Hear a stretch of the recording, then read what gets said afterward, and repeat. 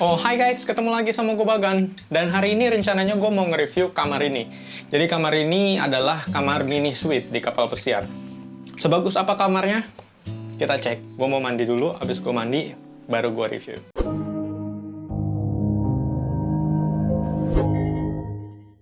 Oke, gue baru selesai mandi nih.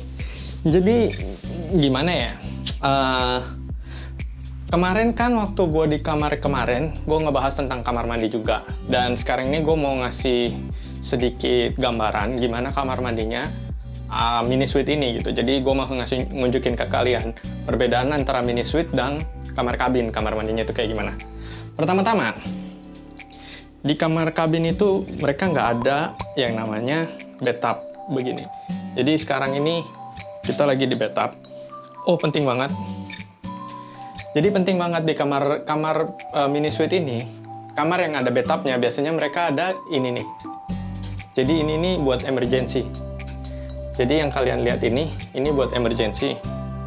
Jadi kalau misalkan ada bahaya, misalkan kalian jatuh di kamar mandi atau enggak, kalian kepleset gitu, kalian tarik aja ini, tali ini tarik, nanti dia ngubungin ke 911. Jadi mereka langsung datang ke sini, meriksa apa kalian jatuh atau gimana gitu. Dan di bathtub itu biasanya kalian udah ada sabun, cuman saat ini gue pakai sabun sendiri, jadi ya gue bawa sendiri di situ. Di sini itu tempat buat naro entah sikat gigi atau enggak kayak gue ini cukuran gitu. Ada cukuran di situ buat ketekan, kilikan ketek, kilikan ketek. Nah ini ada, jadi kalian nggak bisa ngerokok di kamar mandi karena ada itu apa namanya smoke detector.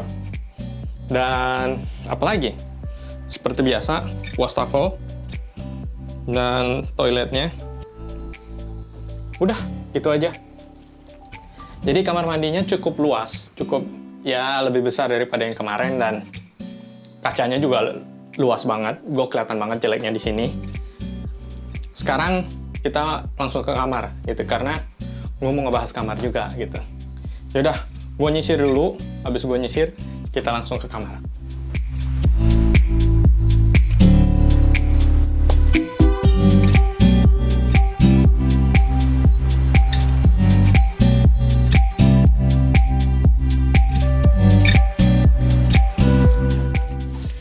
So, seperti yang kalian lihat, jadi di kamar ini itu selain kamar mandinya lebih besar, tapi di kamar ini juga kamarnya itu agak besar juga gitu.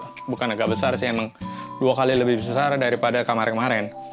Nah di sini ini adalah yang king size bed. Jadi kalian bisa milih antara dua twin bed atau enggak king size bed. Jadi kalian bakalan dapat lampu tidur juga. Nanti ada tombol buat lampunya. Bedanya di kamar ini dan kamar kemarin, lampunya itu dia lebih bagus ya. Interiornya dia lebih cantik juga gitu. Dan seperti kamar kemarin, di sini juga ada yang namanya kulkas. Kulkasnya ada di bawah situ, nanti gue unjukin ke kalian semua. Dan TV kita ada 2, satu di sini, satu di sana. Ntar juga gue unjukin yang di sana. AC. Nah, di sini kalian bisa ngaca, ya kan? Kalian bisa ngaca di sini, terus kalian bisa taruh makeup di sini, atau situ ada meja makeup, cuman gue taruh buat komputer sekarang. Terus ini pintu keluar. Jadi ini pintu keluar, kaca lagi di sini. Jadi kaca di mana-mana di sini. Sini juga kacanya gede banget. Dan sini ada drawers. Jadi kalau misalkan kalian mau naruh apa yang namanya barang-barang kecil, tas atau apa gitu, di sini tas-tas kecil gitu, purse gitu, kalian bisa simpan di situ. Handphone juga bisa di sini. Dan setiap lampunya mereka ada tempat chargernya juga gitu. TV-nya itu hampir semua kapal pesiar, TV-nya hampir sama gitu. Jadi rata-rata mereka TV-nya dia pakai smart TV. Cuman di kapal pesiar kalian nggak bisa yang namanya nyolok HDMI. Jadi meskipun kalian bawa HDMI, bawa laptop, terus kalian mau nyolok HDMI nggak bakal bisa karena di lock. Jadi ya bear with it. Terus kita jalan ke sana, kita mau ngebahas tentang si living room. Jadi kamar mini suite itu juga ada living room. Selain living room, kalian juga ada satu lagi tempat tidur di sana. Kayak kalau misalkan kalian ke cruising bareng keluarga, ini ada tempat tidur buat anak juga. Ayo situ. Jadi sekarang ini yang di belakang gua ini adalah living roomnya gitu. Kalau kalian pengen punya living room, kalian harus ngambil yang ini, mini suite gitu. Jadi nanti ada sofa, di belakang gua ada sofa. Ayo kita ke situ biar lebih dekat. Nah, ini adalah living roomnya gitu.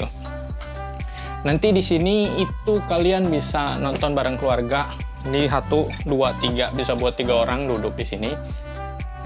Di sana itu adalah balkoninya. Kalian udah lihat balkon yang kemarin kan, itu agak sempit. Nah di sini itu lebih luas balkoninya.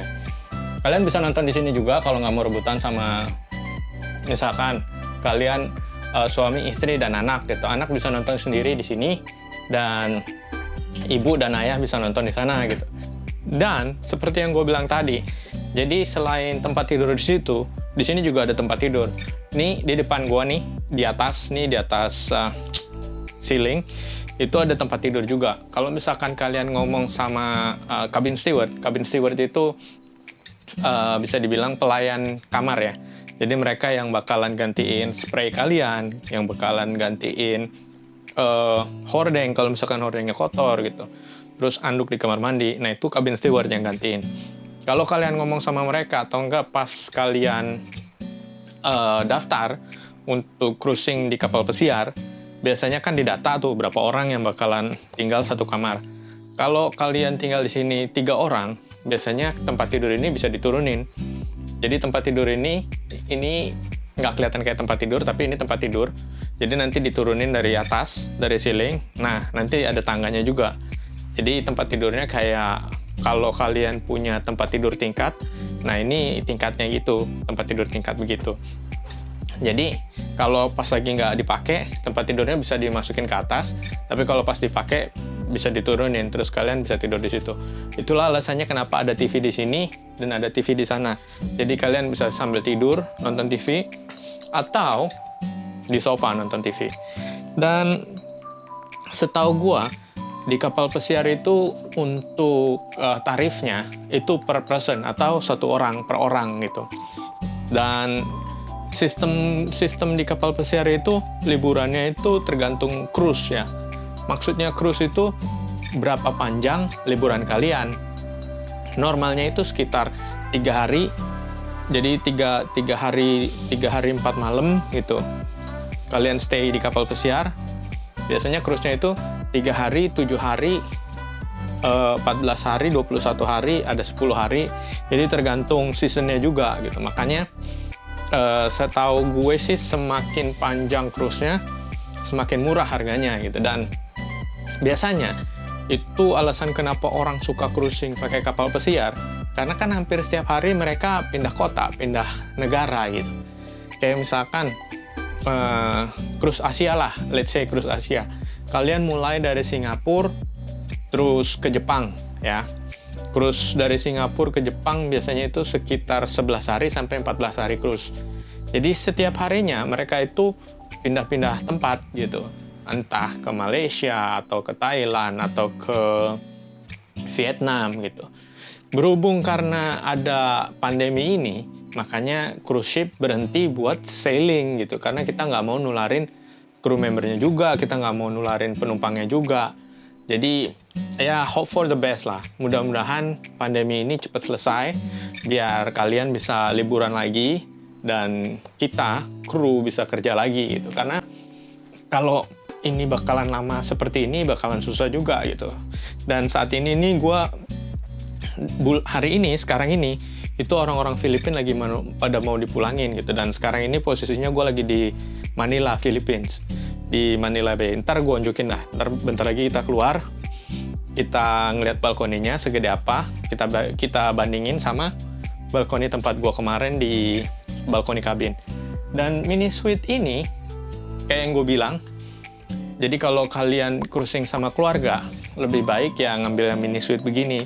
Emang jatuhnya lebih mahal, cuman gimana ya, kamarnya gede gitu, untuk keluarga itu enak banget. bisa masih bisa mainan sama anak kalian gitu. Jadi nggak cuman stuck di luar. Dan kalau di dalam itu kalian masih bisa ngobrol-ngobrol, kalian masih bisa dibilang apa ya, quality time with family di kabin gitu kan. Di balkoni pun bisa gitu. Asal kalian jangan terlalu berisik, karena kalau misalkan kalian terlalu berisik, tetangga juga bakalan nggak denger gitu. Karena ya di kapal pesiar kadang gimana ya, kalau sepi banget itu pasti kedengeran, orang nyetel TV di sebelah juga pasti kedengeran. Dan setiap tempat dia ada pengaturan AC juga gitu. Di situ ada pengaturan AC, di sini juga ada pengaturan AC di sini. Jadi kalian kalau kamarnya terlalu dingin, kalian bisa bikin hangat. Tapi kalau kamarnya terlalu panas, kalian bisa bikin dingin. Kalau untuk balkoni, gue sih nggak nyaranin kalian buat buka pintunya gitu, karena kalau pas angin masuk itu lembab banget di kamarnya gitu, karena kan udara dingin kecampur sama udara panas gitu. Kecuali kalau kalian di Alaska. Waktu gue ke Alaska itu kadang udara di luar itu lebih dingin daripada di dalam. Jadi kalau misalkan kalian mau buka pintu juga terserah, asal rela kedinginan. Yaudah, sepertinya review gue di kamar ini udah selesai. Saatnya kita keluar. Gue unjukin ke kalian balkoninya itu seperti apa dan besarnya itu kayak gimana. Let's go to balcony.